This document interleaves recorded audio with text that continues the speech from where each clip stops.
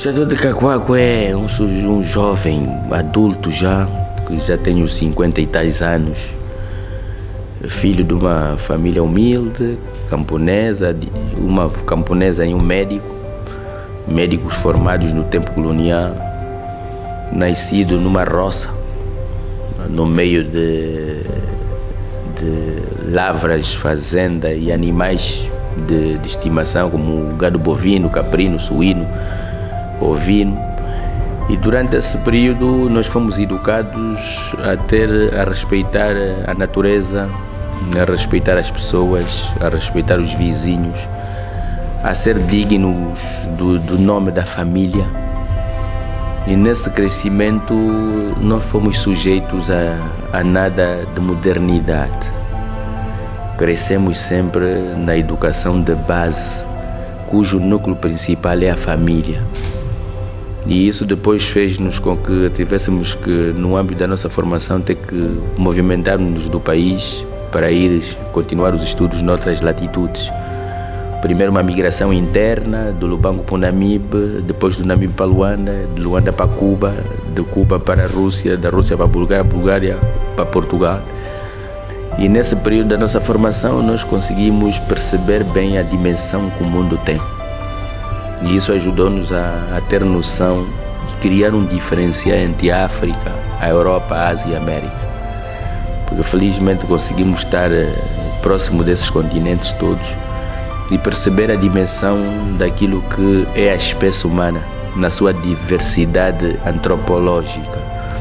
E essa diferenciação que nós conseguimos fazer permitiu-nos forjar uma personalidade que pudesse estar à altura daquilo que eram os nossos desejos depois de cidadão formado. E fomos sempre daqueles indivíduos que nunca nos preocupamos muito com a exceção em cargos públicos. Nos dedicamos de Quilengues, província da Huila. Nos dedicamos muito à academia e não tivemos muito tempo a pensar em projeção em termos de cargos públicos, e nunca foi o nosso desejo. O município de Cacoaco passou a ser a minha segunda república. Eu, depois de ter vindo da diáspora e ter me encaixado em Luanda, fui daqueles jovens que veio também numa circunstância de cidadão sem habitação, sem terra para se posicionar.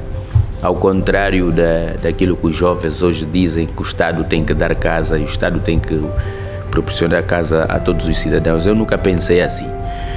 Eu pensei sempre que nós temos que nos proporcionar desafios enquanto cidadãos.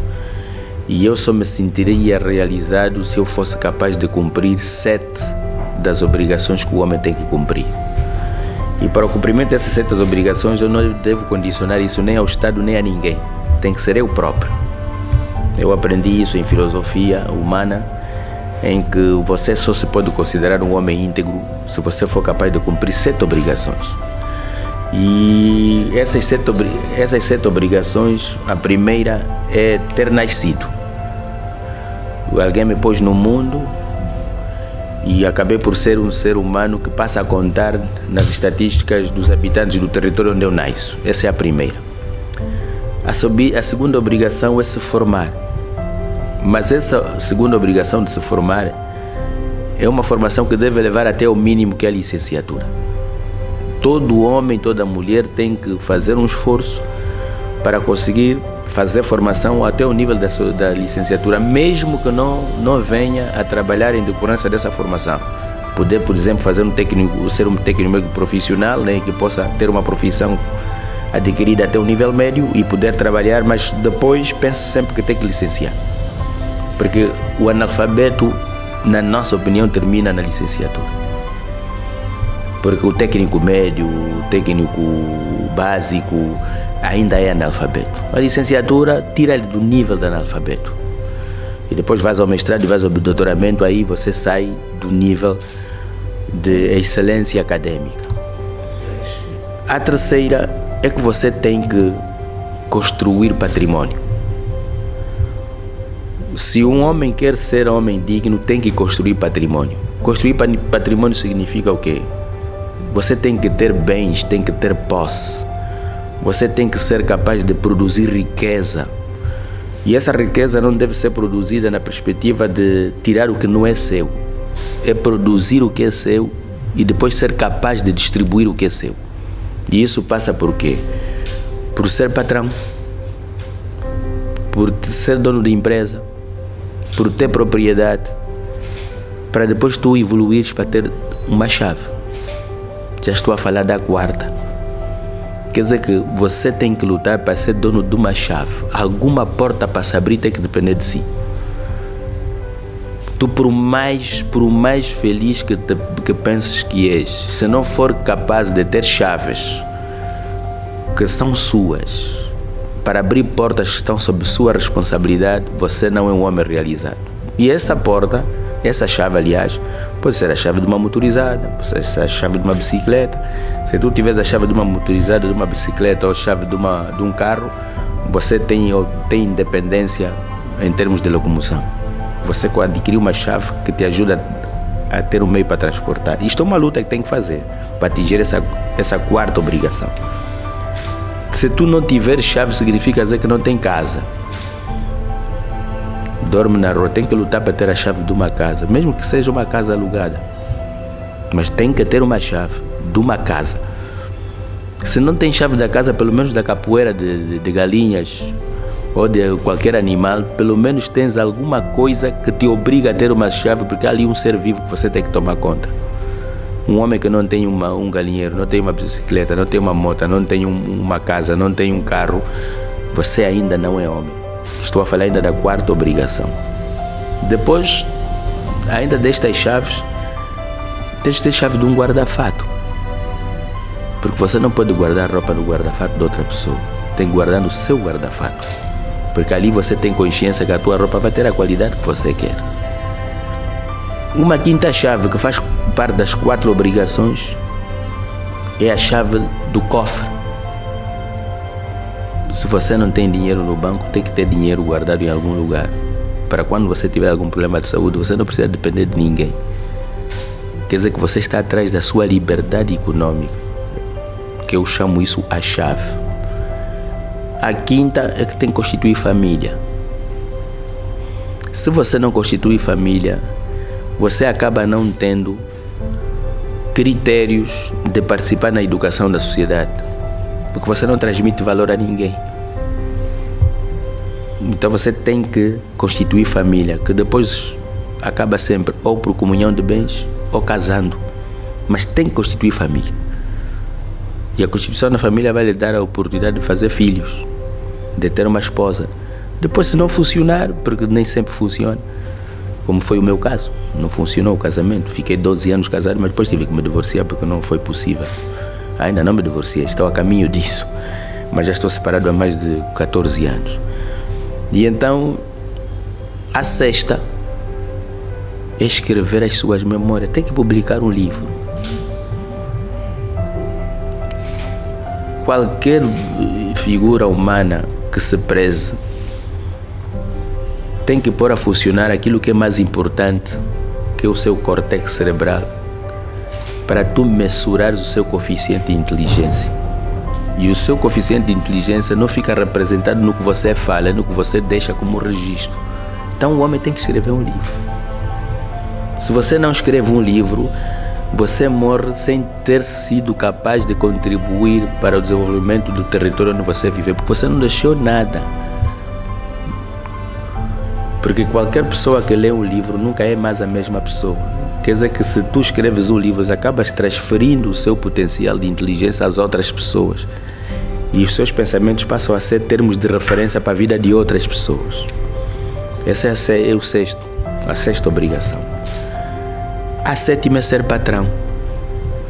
Não vale a pena fazer esforço para o sujeito ser funcionário público, ser funcionário do Estado, lutar para entrar no concurso público, reclamar que o Estado tem que dar emprego. Eu digo sempre, todo funcionário público é pobre. Não há ninguém que é funcionário público que fica rico. Se fica rico, não foi funcionário público. Andou a usar essa característica para se enriquecer. Porque quem vai para trabalhar para o Estado está a fazer uma sentença de pobreza. Para você não ser pobre, tem que usar a 7ª obrigação, tem que ser patrão. Você tem que criar condições para ter riqueza, tem que criar condições para ter empregados. Porque se você tiver empregado, você vai gastar pouco. Porque você sabe que no final do mês alguém vai te cobrar o salário. Se você for patrão, você vai ter responsabilidade de pensar em nome de muitas famílias que dependem de si. Então você vai poupar, não vai esbanjar. Se você for patrão, você vai ter consciência que tem que investir, porque senão a tua empresa vai à falência. Então você tem que ter capacidade de diversificar a sua capacidade econômica.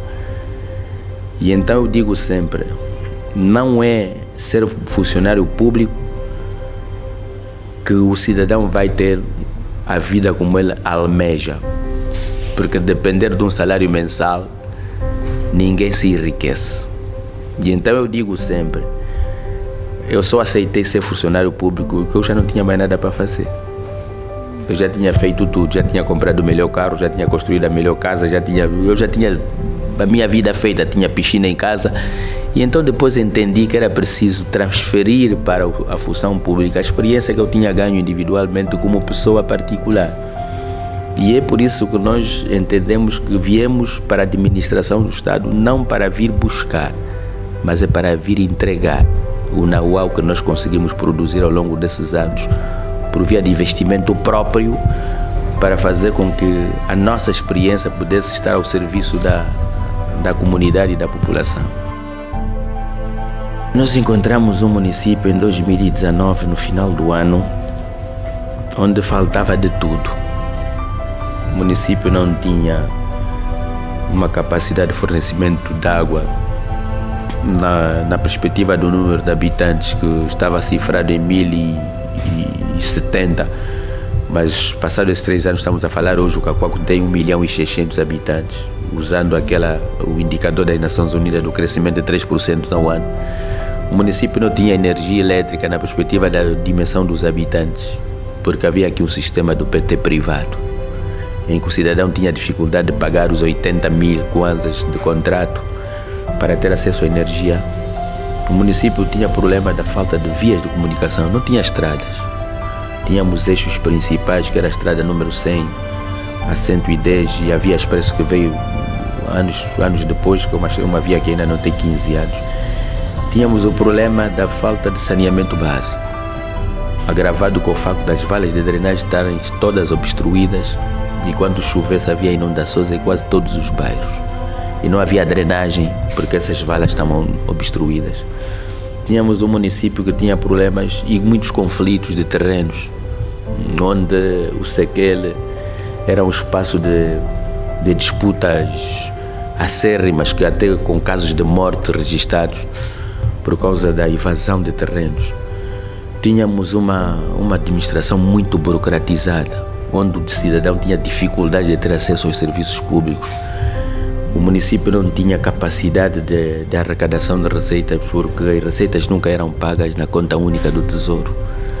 E não havia registros de arrecadação que justificassem o número da atividade econômica que circula aqui nesse território. Tínhamos o problema da falta de iluminação pública. O município andava às escuras e isso agravou a ocorrência de crimes violentos, ataques na via pública. Tínhamos também o problema da falta de unidades hospitalares, porque o município só tinha um hospital municipal e a rede primária, os postos de saúde eram postos que estavam localizados em zonas onde não havia estrada, e então os fluxos dos cidadãos era tudo em direção ao hospital municipal, que não tinha capacidade para dar resposta. Também tínhamos a questão relacionada com as escolas. O município tem esse número de habitantes, tinha um número reduzido de escola. A maior quantidade de infraestruturas escolares em Cacoaco era privada, a nível do ensino médio principalmente. E que nessa altura os jovens acabavam de fazer o ensino, o primeiro ciclo, e tinham que emigrar, porque não havia institutos médios suficientes para suportar essa demanda. E então, resumindo, o município estava à deriva. E esse facto do município estar à deriva criava a contestação social permanente. É do vosso conhecimento que o Cacoaco era o sítio das manifestações, das arruaças, da destruição dos bens públicos. O Cacoaco era o sítio onde nunca ninguém queria viver. As pessoas só aceitaram viver no Cacoaco quando se construiu a centralidade, porque era uma zona fechada em que os cidadãos tinham alguma forma a proteção por causa das infraestruturas, mas a nível dos outros distritos, dos outros bairros, os cidadãos fugiram de Cacoaco. Nós íamos aqui a Barra do Bengo, aos pescadores, a Mateba, ao Manuel, estão lá muitas casas abandonadas. Íamos ao Quicolo, em determinadas zonas, na Boa Esperança 2, 3, tínhamos muitas casas abandonadas, no Belo Monte, no Paraíso, muitas casas abandonadas, porque as pessoas fugiam à intensidade do crime que existia aqui no município. Feita essa constatação, nós entendemos que era preciso gizar um programa que fosse de encontro com os problemas que nós havíamos identificado. E esse programa foi gizado não na perspectiva da administração, foi na perspectiva de visitas comunitárias aos bairros, ouvir as pessoas diretamente. Desburocratizamos a administração, acabamos com as audiências. O administrador municipal, os adjuntos e os diretores têm a obrigação de receber todo o cidadão que vem aos gabinetes para podermos registrar de facto aquilo que acontece nos bairros de onde eles são oriundos. Conseguimos abrir um espaço de diálogo com todas as organizações da sociedade civil, incluindo os ativistas sociais. Conversamos com todos eles para saber as motivações. E depois chegamos à conclusão que o problema era só devolver dignidade às pessoas. Não tinha mais nada que motivava essas confrontações. É só devolver dignidade às pessoas. E então foi aí que nós, no acerto que começamos a fazer na administração, relativamente aos serviços administrativos, criamos condições para que todo mundo ganhasse consciência que todo o serviço prestado pela administração tinha que ser pago na conta única do Tesouro. Não há cobrança de nenhum emolumento na administração que seja feito fora da conta única do Tesouro. E fizemos mais, produzimos um painel. Fomos buscar os emolumentos que constam na lei dos emolumentos, que eram os serviços que nós prestamos, e colocamos ali à disposição de toda a gente, para que o cidadão, quando viesse, se alguém lhe cobrasse um valor que não estava inserido naquele painel, o cidadão podia reclamar ou até fazer uma queixa ao IGAT. E então começamos a promover uma consciência de respeito às normas e aos procedimentos.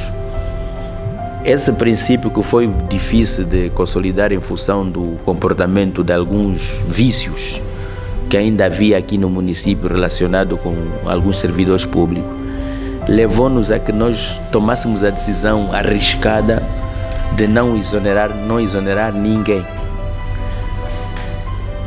Porque nós entendemos que se nós tivéssemos que exonerar alguém, iríamos exonerar o conhecimento que se tinha da casa, porque nós éramos novos.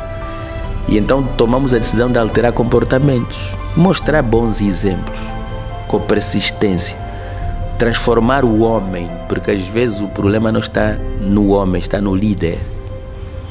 Quando o líder tem capacidade de transformar o seu subordinado e adequá-lo ele ao nosso perfil, é mais fácil do que formar um novo homem, porque esse já tinha capacidade, porque conhecia o ambiente de trabalho. Então não mexemos na estrutura.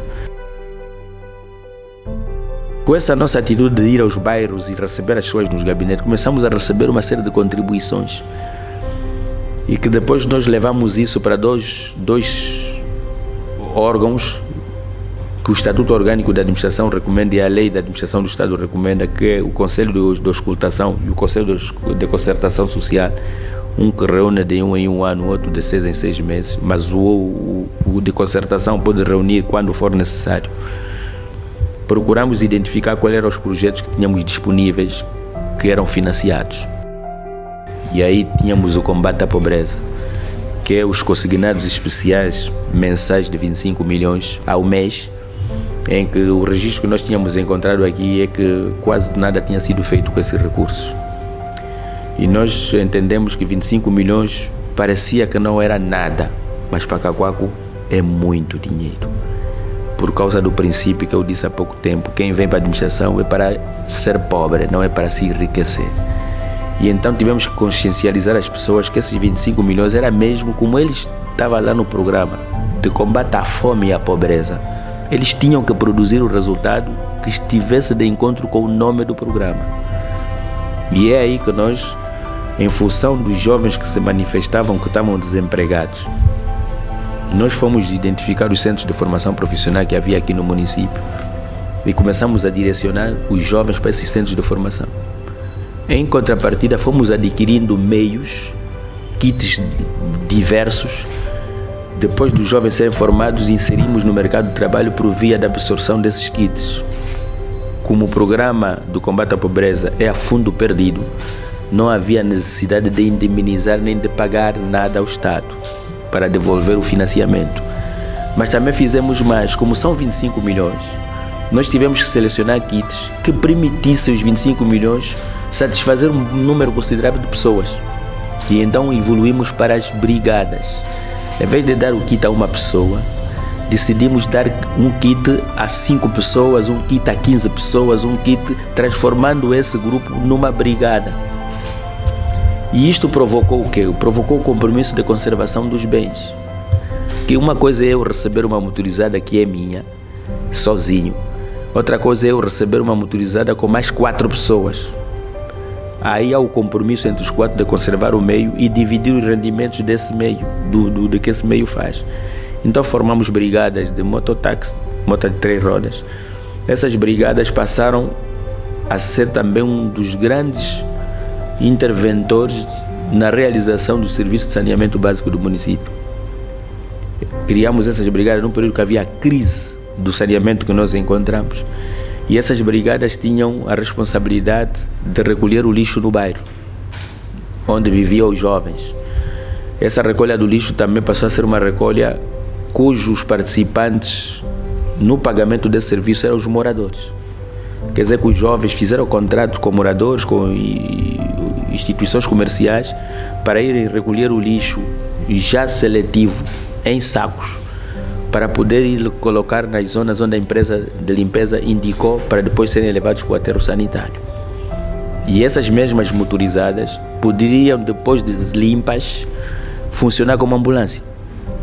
Porque nós não tínhamos estradas, não tínhamos hospitais, e então qualquer cidadão que estava no bairro onde tinha uma motorizada, se sentisse mal à noite, ia falar com a comissão de moradores, e essa motorizada era obrigada a levar o cidadão para o hospital sem pagar nada.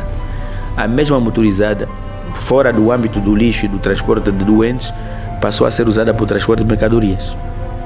E os jovens passaram a ter rendimentos com as próprias motorizadas. Ainda no combate à pobreza, entregamos, tinha jovens que tinham muito jeito para costura.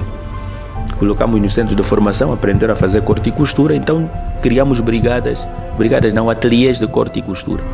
E distribuímos para 15 jovens 5 máquinas, cada máquina 3 pessoas.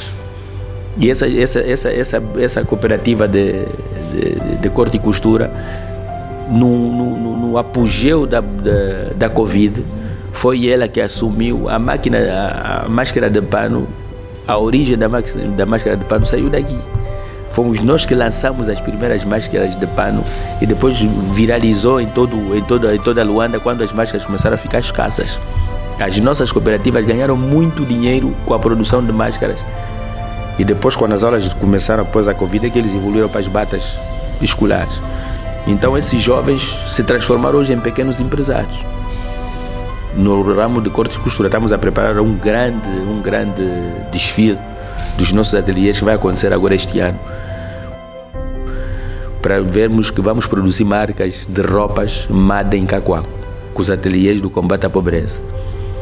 Também tínhamos visto que havia problemas de processamento de cereais e havia jovens que tinham quedas para isso. Criamos moagens de processamento de milho e bombom. Passamos aí de adquirir milho no Lubango primeiro, depois tivemos que arranjar com as cooperativas de produção agrícola do Cacoaco, que não tem cultura de praticar milho. Nós arranjamos 6 hectares, passamos a produzir nós mesmos o milho para sustentar as cooperativas de processamento de milho. Nós fomos o município que conseguiu baixar o preço da fuba de milho Durante a Covid, que chegou aos 400, nós estamos a vender o preço da fuba de milho a 150. Num saco personalizado, com fuba amada em cacoaco. Está a funcionar até agora, essas moagens. Fizemos uma de milho no cacoaco, na funda, e fizemos uma de bombom nos molevos, na Praça da Retranca. E essas moagens estão a funcionar. Os jovens que absorveram essas moagens estão a trabalhar. Tínhamos o problema da água que eu disse. Tínhamos feito o diagnóstico. Isso tudo que estou a falar é com 25 milhões. Fomos buscar uma solução da construção de chafarizes com o dinheiro do combate à pobreza. Construímos 350 chafarizes a nível de todo o município. Depois trabalhamos com a EPAL para fazer as ligações desses chafarizes para poder destruir aquilo que era a prática da venda d'água nos bairros, o garimpo. Esses 350 chafarizes construídos em todos os bairros, o que é que nós fizemos? Mobilizamos os jovens para construir esses chafarizes, porque criamos brigadas de construção civil. Ainda no âmbito de 25 milhões, criamos brigadas de construção civil composta por 15 jovens. Esses 15 jovens foram para os centros de formação profissional. Uns formaram-se em eletricidade, canalização, ladrilho, pedreira e serralharia. Depois de sair da formação, entregamos os kits de construção civil com todo o material, até betumeira, de massa de cimento. E estes jovens foram os que construíram os chafarizes.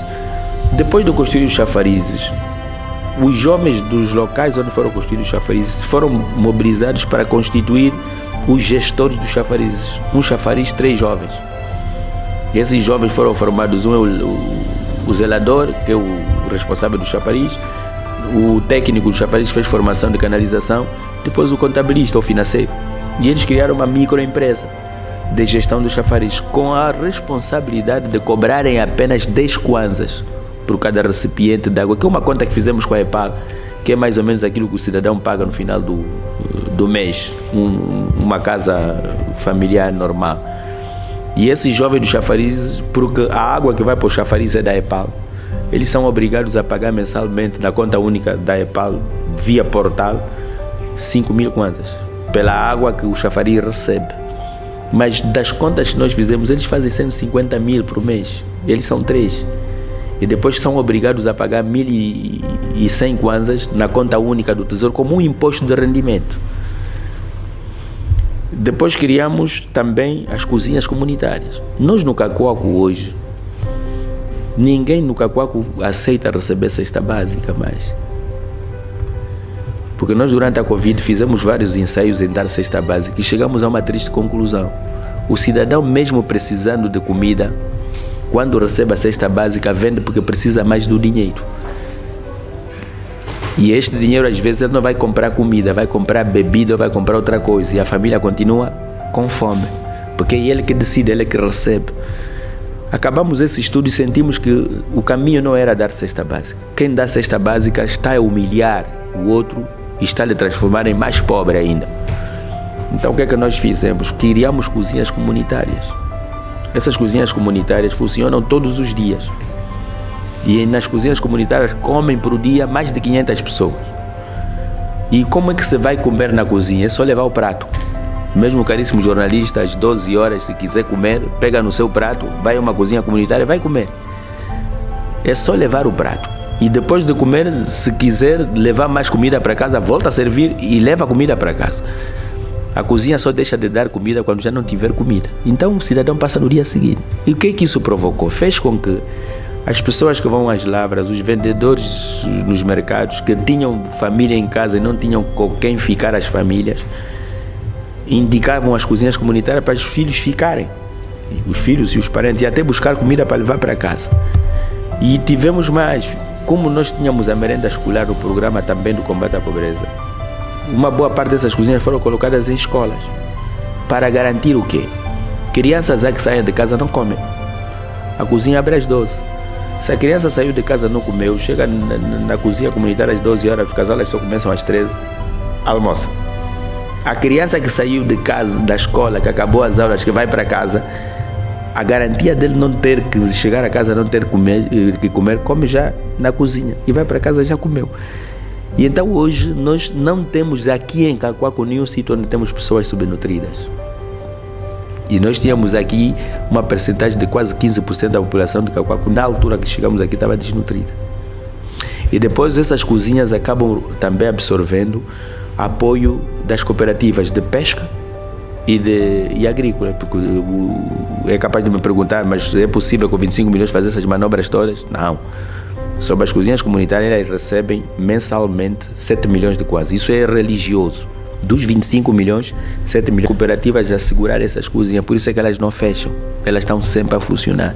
E a farinha de milho que é processada nas nossas moagens, também acabam sendo a principal fonte de carboidrato que as nossas cozinhas absorvem sem ter custos, porque a cozinha é do próprio programa. Essas cozinhas existem aí. Se os jornalistas quiserem, podem fazer filmagem, podem ir às cozinhas para ver e falar com as pessoas. Depois, ainda do combate à pobreza, sabe que há aqui cidadãos que não querem, têm um nível de escolaridade e não querem nem fazer parte de uma microempresa, então propuseram-nos formação. Queriam usar a profissão de motoristas. E então entenderam que nós devíamos pagar escolas de condução. Temos aqui várias escolas de condução no Cacoaco. Negociamos com elas para, no âmbito do combate à pobreza, absorverem jovens que queriam fazer cartas de condução ligeiro e pesado e até profissional. E já formamos 150 jovens, que muitos deles já estão ali a fazer trabalho de táxi, formados nas escolas com financiamento da administração. E esses 150 são valores anuais, que agora este ano vamos colocar mais 150. Tínhamos jovens que já eram técnicos médios, que estavam há 10 anos formados o ensino médio e não conseguiam ir para o ensino superior. Nós temos aqui no Cacoaco 3 universidades. Temos o Spilo e o Canconge, e então nós negociamos com essas universidades nos cursos técnicos e decidimos pagar bolsas. Nós introduzimos todos os anos 100 bolseiros nessas universidades. Este ano vamos colocar mais 100. E que a administração fez um contrato com essas universidades, em que cada uma delas recebe 6 milhões de kwanzas, 6 milhões e 900 por ano, que é o valor da propina de todos. Nós pagamos a bolsa anualmente. E o estudante, a única coisa que tem que fazer é estudar. E no fim do ano, a universidade nos manda um relatório. Os jovens que não forem capazes de ter notas boas saem da bolsa. Nós, por exemplo, o ano passado, que é o exemplo mais recente, houveram 14 jovens que não conseguiram transitar. Então esses são excluídos da bolsa. Os outros estão a continuar a estudar. E quem é que entrou para essa bolsa? São mesmo aqueles jovens que muitos deles faziam parte dos grupos de contestação, porque eles eram técnicos médios, não tinham como continuar os seus estudos, e desde que eles foram para a universidade, hoje são líderes, são chefes de turma, porque são jovens que tinham vontade de ir buscar o conhecimento permanente. Então esses 25 milhões, no âmbito dessa atividade toda que eu acabei aqui de fazer referência, há outros kits de venda de bombom jinguba, outros kits mais simples, máquina de pipoca, o café da manhã. Nós conseguimos gerar durante de 2020 até a esta altura, o balanço final foi em novembro, que fizemos a última entrega. E às vezes quando nós dissemos isso, as pessoas não acreditam. 11.250 empregos que nós criamos com o dinheiro do combate à pobreza, contas feitas globalmente dos 2 anos, dos 3 anos, estamos a falar 2020, 2021, 2022, gastamos 900 milhões de kwanzas, na ordem de 300 milhões por mês, de 300 milhões por ano, de 25 milhões por mês. Quer dizer, recebendo 25 milhões em 12 meses, dá um valor global de 300 milhões. Vezes 3 anos, foram 900 milhões de kwanzas que foram gastos religiosamente e produziram 11.250 empregos. Afinal, é possível os 25 milhões resolverem muitos problemas.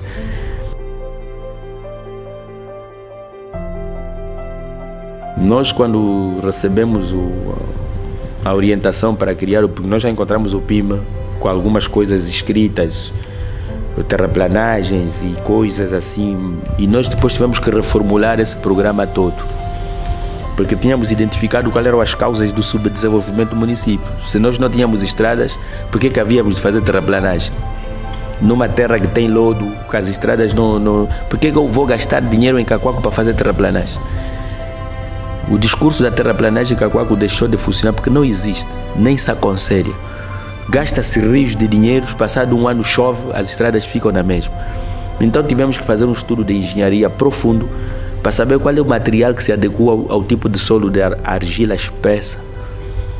Porque ela, depois de seca, quando apanha água, ela estala toda. E estamos a falar de uma camada de profundidade vertical de quase 2 metros. E então, dos estudos que nós fizemos, tinha que ser betão.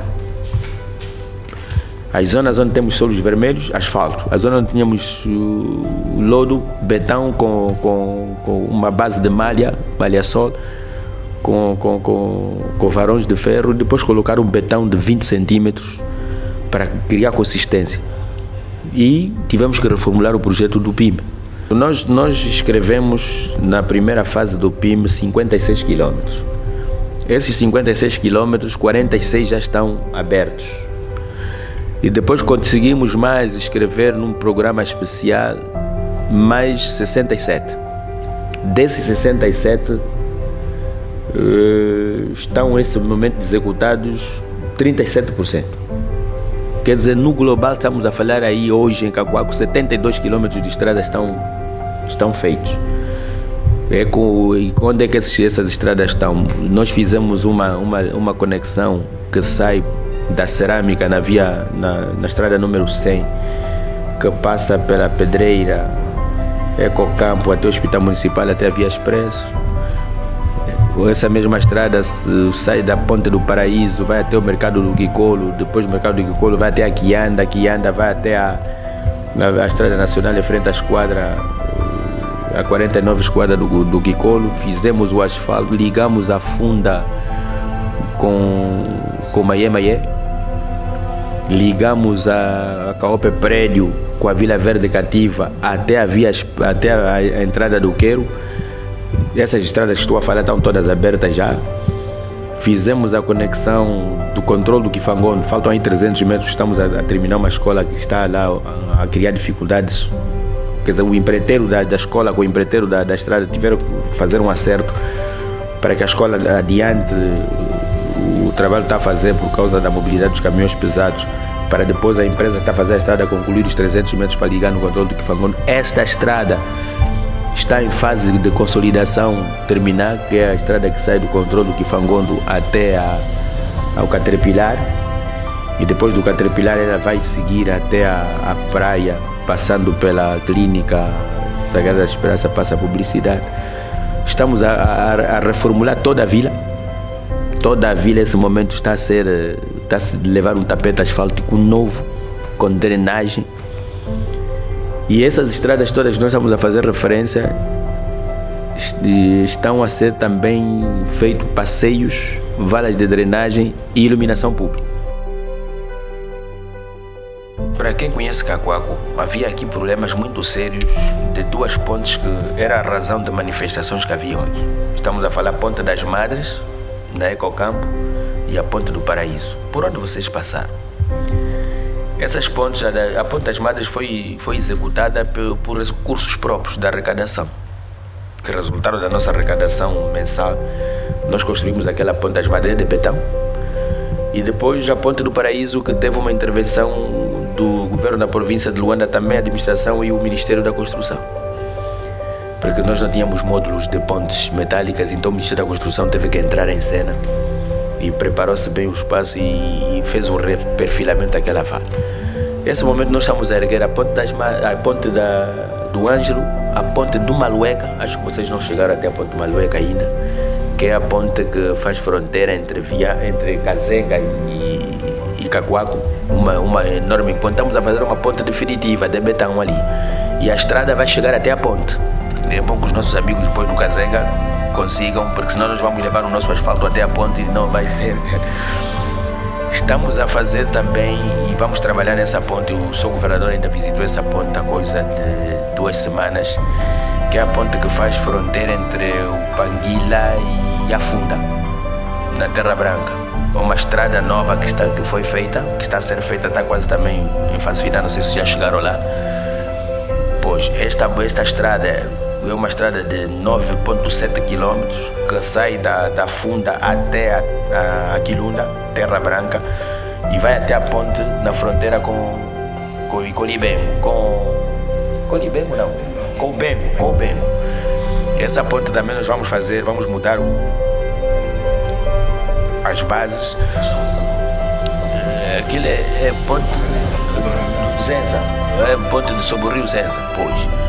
Nós já levamos o asfalto, estamos a levar o asfalto até lá, estão a faltar aí, parece uns 6 ou 7 quilômetros, mas a terraplanagem, a base e subbase e o tuvenal já chegou até lá.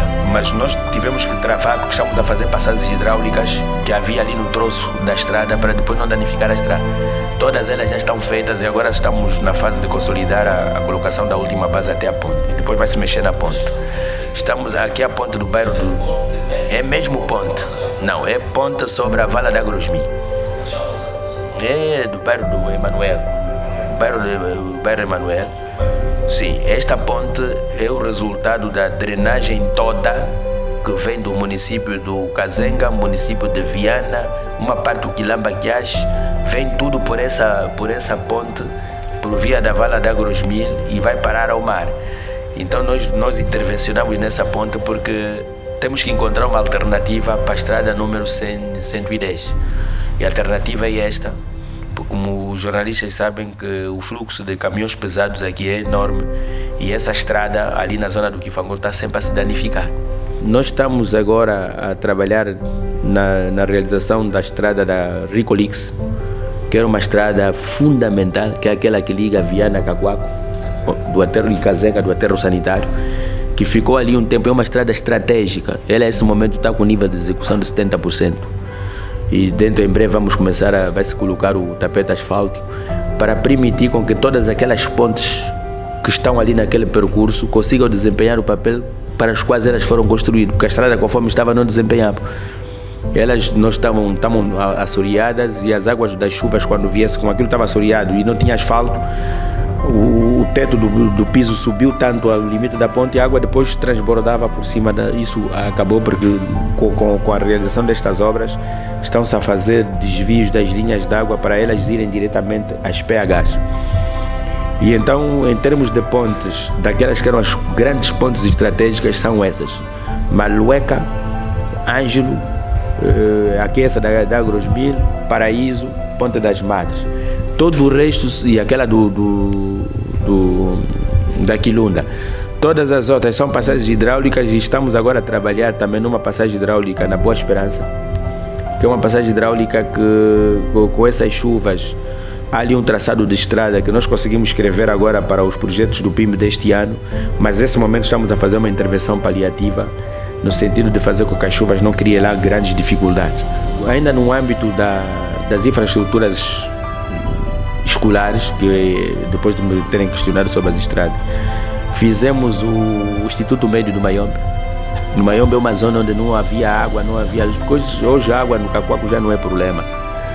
Porque até os chafarizes, a população, como o chafariz colocou água no bairro, as pessoas agora estão a fazer ligações domiciliares e as chafarizes já estamos a desativar, porque as pessoas não querem mais saber do chafariz. E então, numa zona onde não havia água, não havia energia, não havia escola, com o PIM, com uma parceria com a Agência de Petróleo e Gás, nós conseguimos meter lá um Instituto Médio Técnico, o Instituto Médio do Mayombe. Também no Mayombe colocamos um centro materno-infantil de saúde, construído com recursos próprios.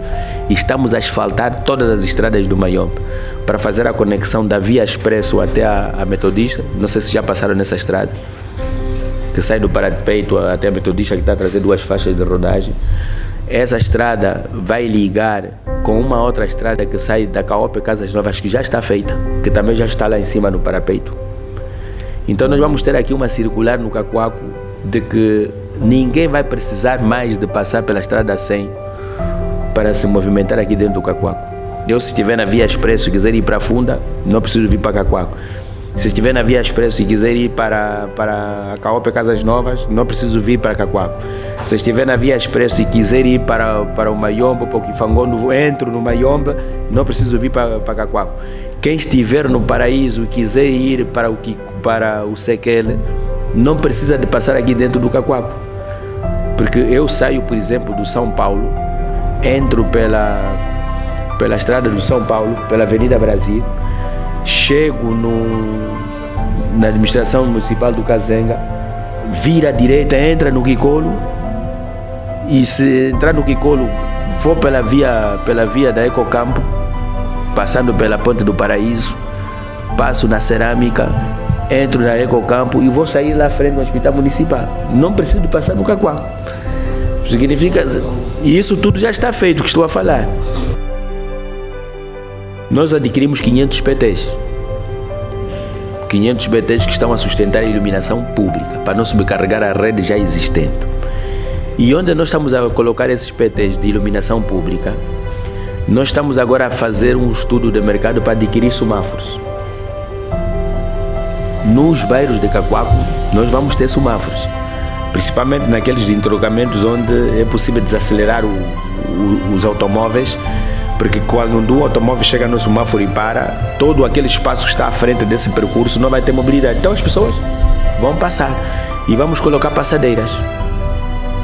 Quer dizer que no plano de desenvolvimento do município para o 2023, escrevemos a colocação de semáforos e passadeiras para dar resposta a essa grande preocupação dos quebra-mola.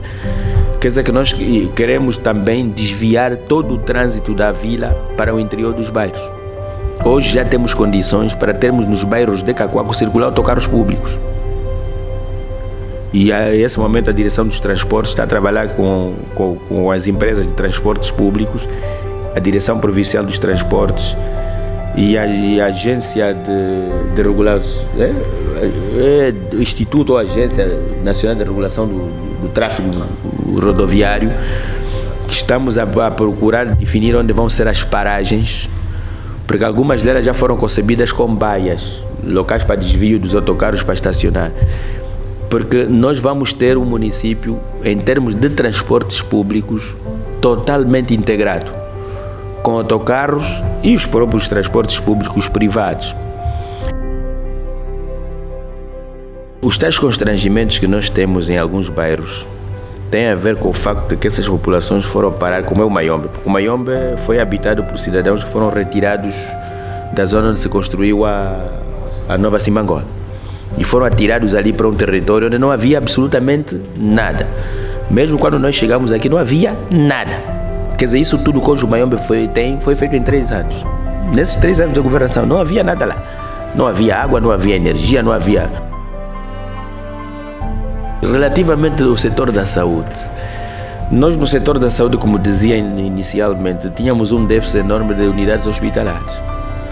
E nesse momento, nós somos o município de Angola, onde o sistema de saúde funciona, não digo a 100, mas 99% do nosso sistema de saúde funciona no Cacoapo. Nós não temos problemas nem de medicamentos, nem de falta de reagentes, não temos nada disso. E por quê? Porque depois de nós termos feito uma avaliação do déficit hospitalar que havia, de unidades hospitalares que havia no município, nós escrevemos no PIMA a construção de infraestruturas hospitalares e com os recursos que nós arrecadamos também decidimos construir unidades hospitalares. É assim que nós construímos o Centro Materno Infantil de Cacoapo, que é esse que está aqui atrás da administração.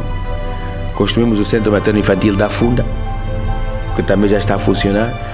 Construímos o posto de saúde do Mulundo, não sei se já passaram por lá, que é um posto de referência, que é o modelo que nós queremos do posto de saúde.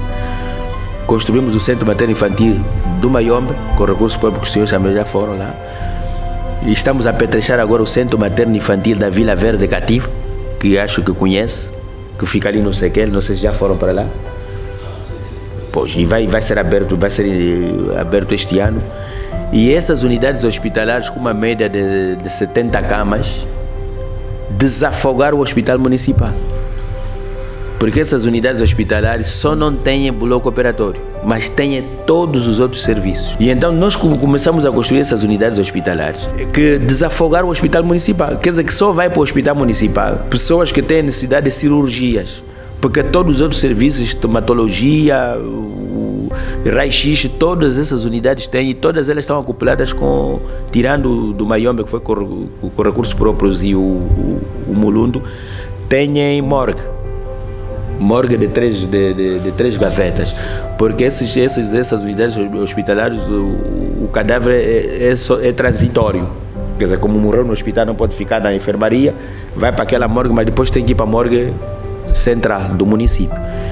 E essas unidades hospitalares do Cacoaco, nós fizemos uma coisa que é histórica, que foi transformar todas elas em unidades orçamentadas. A lei permitia que era preciso essas unidades, todas essas unidades, era possível elas serem orçamentadas. Mas para serem orçamentadas tinha que se criar os estatutos orgânicos. Nós, por via do nosso gabinete jurídico, trabalhamos nisso, interpretamos a lei e criamos os estatutos orgânicos das unidades hospitalares. Todas elas têm orçamento.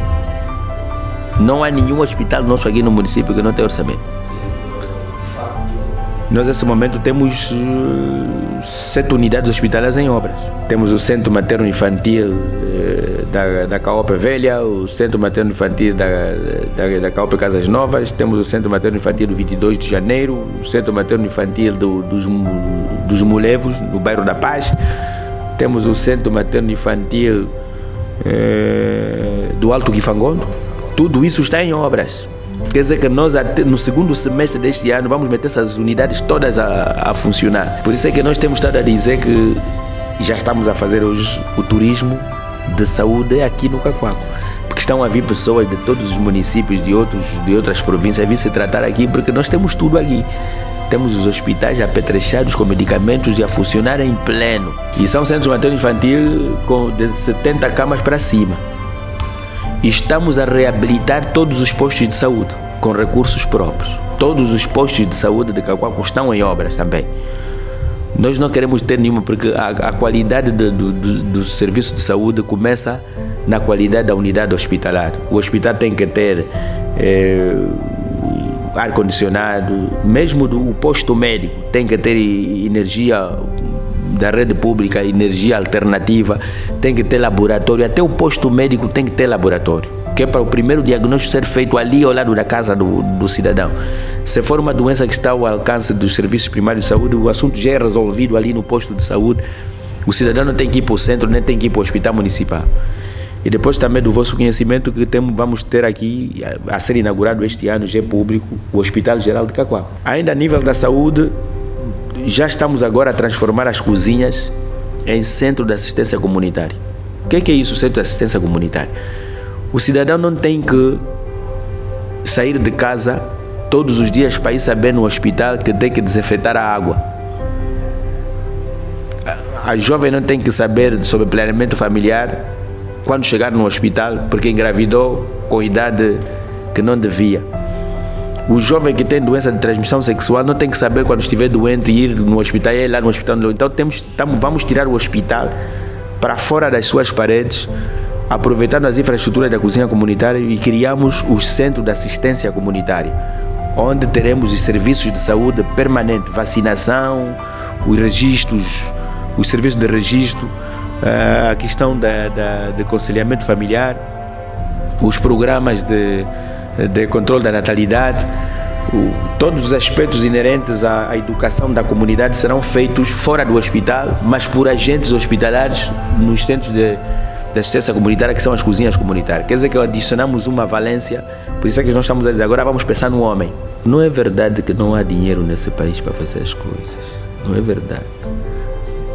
Tem faltado vontade de fazer as coisas, porque os poucos recursos que são disponibilizados para os serviços de saúde, se nós conseguimos criar autonomia às nossas unidades hospitalares, por que os outros não fazem? Por que os problemas dos outros municípios vêm para aqui quando os mecanismos que nós explotamos são legais e todos podemos fazer?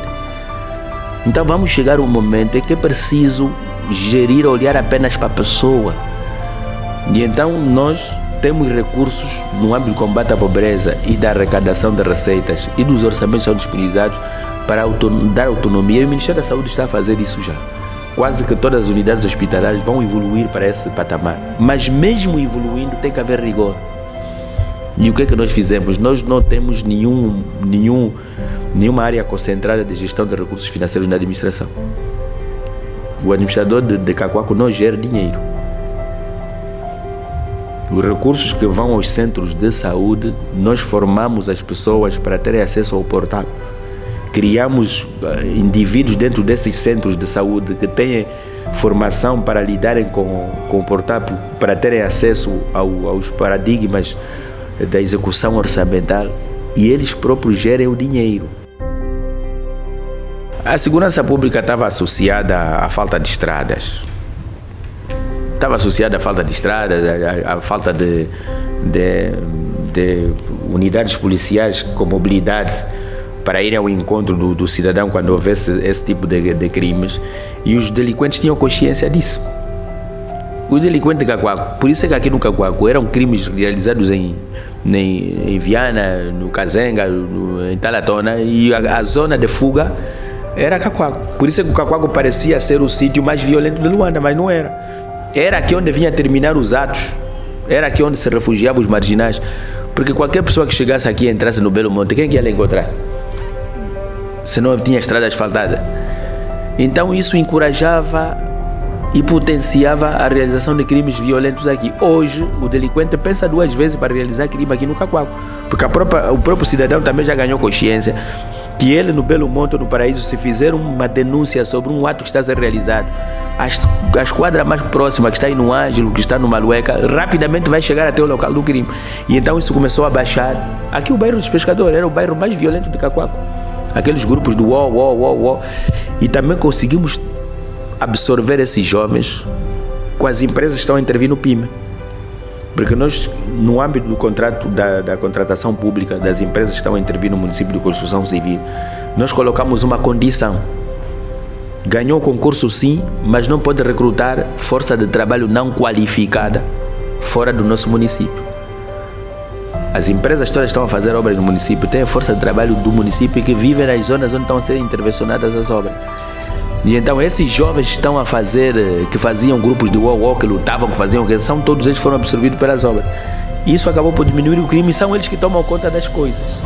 E então o próprio PIME também não trouxe só vantagem do ponto de vista das infraestruturas, como trouxe também vantagens para a oportunidade de emprego. E há jovens que hoje de Cacoaco estão a trabalhar no Kwanza Norte, estão a trabalhar em outras províncias, porque as empresas também concorreram lá, ganharam o concurso, como eles têm a qualidade, estão a ganhar o seu dinheiro já fora do seu município.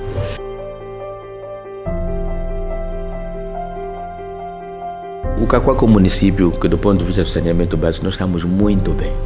E muito bem porque não é só por causa da descentralização. O que eu dizia no início da minha intervenção, que as brigadas de saneamento básico criadas pelo combate à pobreza, que nós conseguimos criar aí um valor aproximado de quase 1000 jovens. Quando a Elisa ganhou o concurso no município de Cacoaco, nós reunimos com a direção da Elisa e apresentamos o nosso modelo de limpeza, que era a recolha de lixo porta a porta, lixo seletivo, que era feito por essas brigadas. E o que a Elisal fez? Assinou contrato com essas brigadas, transformando em cooperativas. Quer dizer, juntou 7 brigadas, que são 5 jovens de cada uma das motorizadas, e constituiu uma cooperativa de 35 jovens, com quem assinou contrato. E nós ajudamos a legalizar a cooperativa. E a cooperativa assina contrato com a Elisal e toma conta do seu bairro. E então quem está a tomar conta dos contentores, quem está a limpar o bairro, são os jovens que vivem no bairro, que hoje são pequenos empresários, que assinaram contrato com a Elisal. E a Elisal gasta o que? Acho que gasta... Nós temos estado a pagar a Elisal mais ou menos por mês 300 milhões de kwanzas, e eles estão a pagar a cada uma dessas cooperativas, acho, cada uma delas entre 3 a 4 milhões de kwanzas. E eles estão a pagar salário aos seus 35 membros acima de 50 mil kwanzas.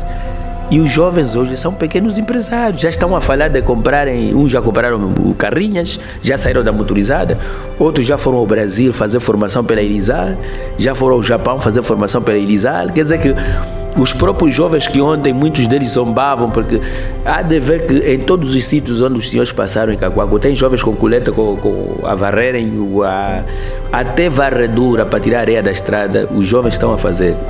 Nós tínhamos aqui o tal problema que há aí muitos municípios de queimarem os contentores. Aqui não há mais isso.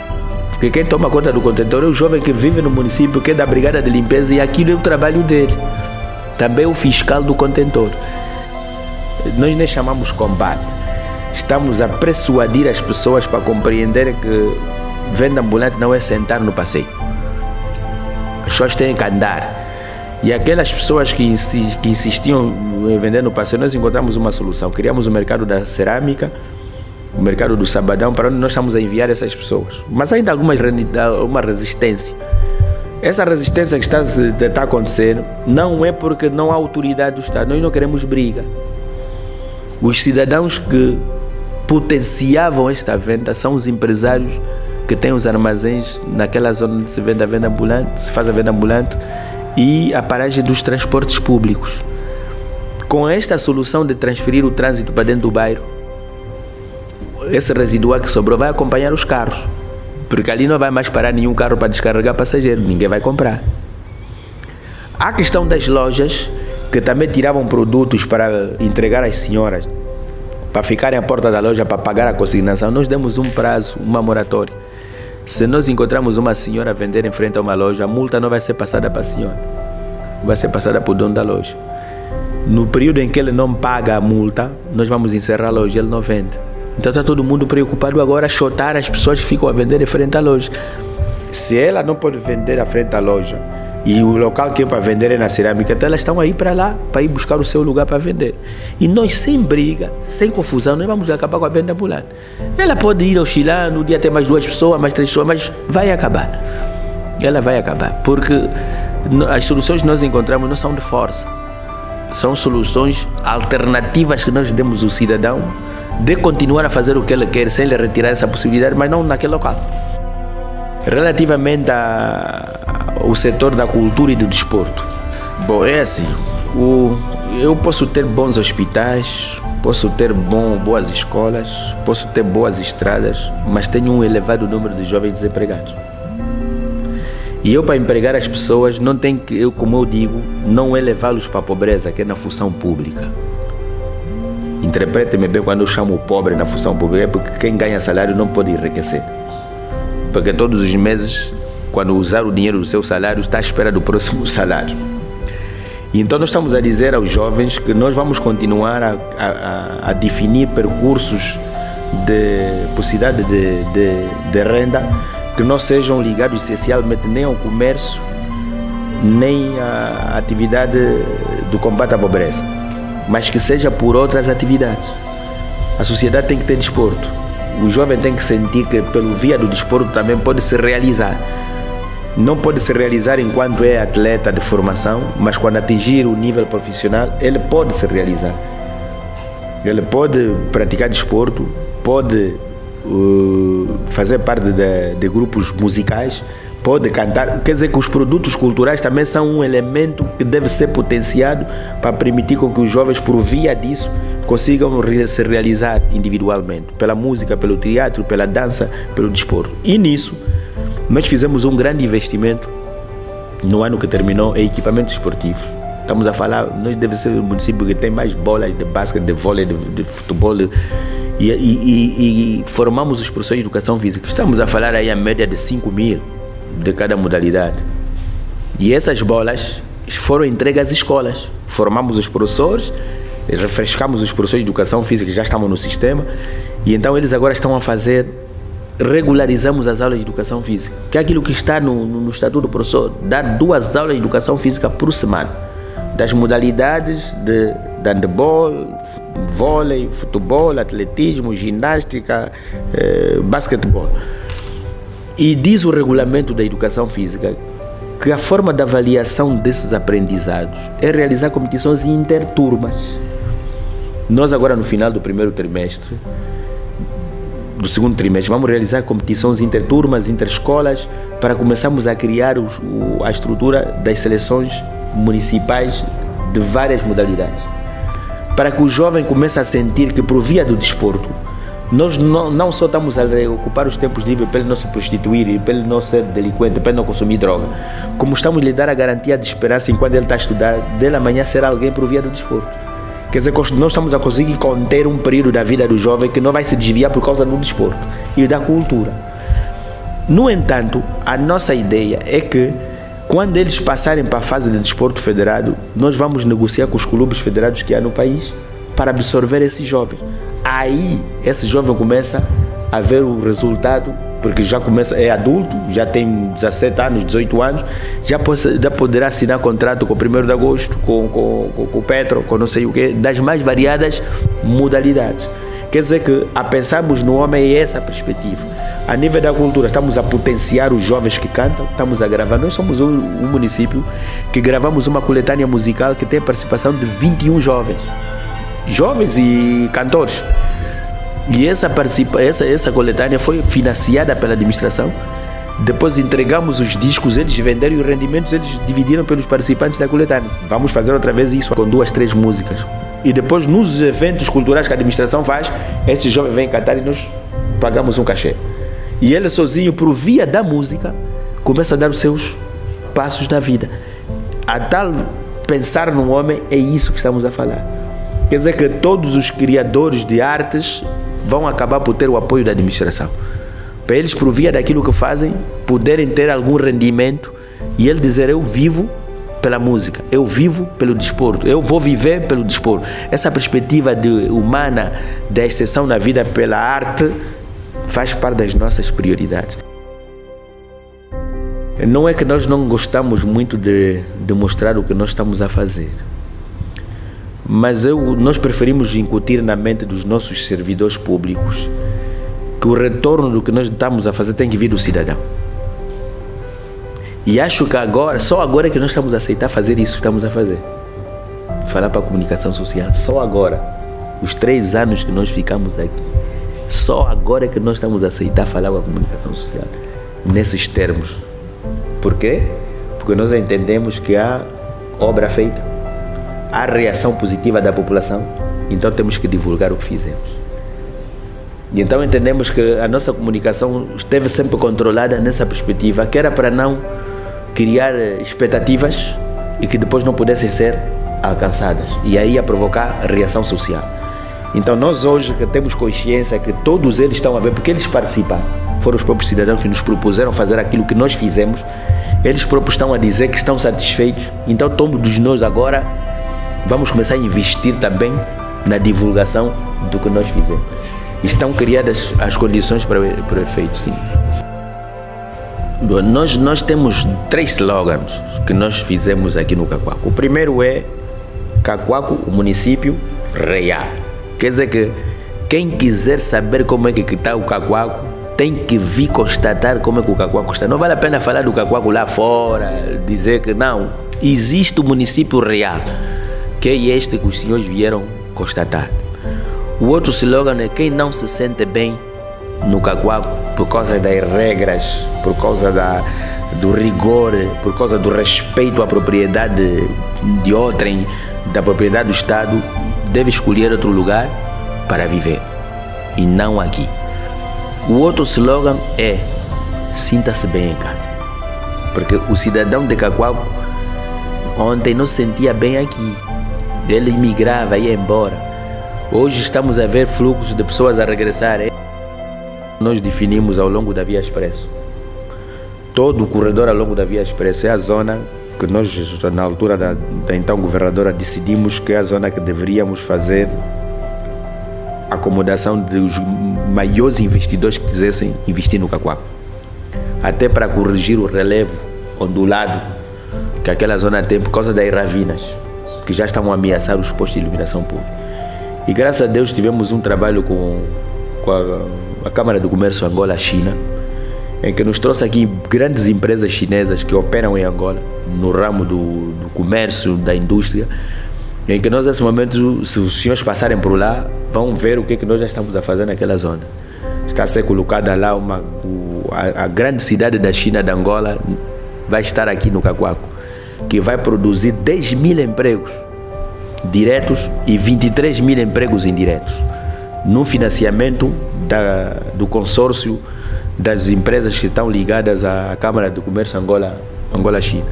E aí as populações do Belo Monte, os jovens dos Mulevos, os jovens do... porque é uma zona paralela, vão acabar por encontrar aí a sua oportunidade de emprego e até de ir buscar soluções econômicas para eles terem autonomia financeira, para não serem dependentes do emprego que vão conseguir. Quer dizer que o comércio e a criação de oportunidade de emprego, tanto do ponto de vista individual, coletivo, estarão salvaguardados. E estamos a colocar outras empresas. Também ali há um investimento que está a ser feito da africano,